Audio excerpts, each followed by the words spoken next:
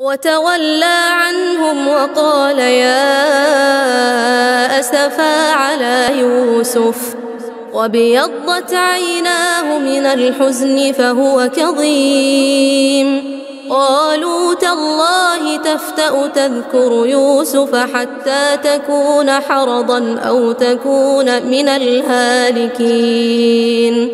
قال إنما أشكو بثي وحزني إلى الله وأعلم من الله ما لا تعلمون.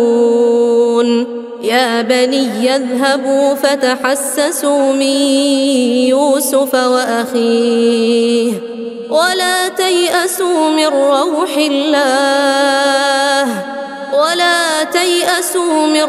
الله إنه لا ييأس من روح الله إلا القوم الكافرون.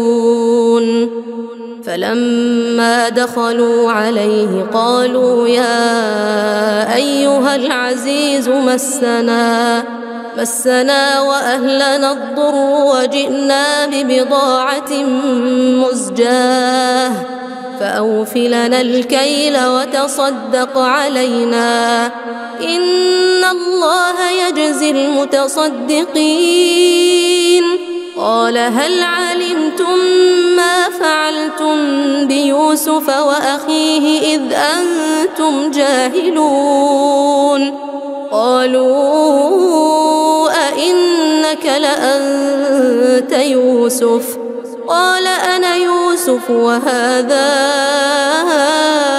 أخي قد من الله علينا إنه من يتق ويصبر فإن الله لا يضيع أجر المحسنين. قالوا تالله لقد آثرك الله علينا وإن كنا لخاطئين. قال لا تثريب عليكم اليوم يغفر الله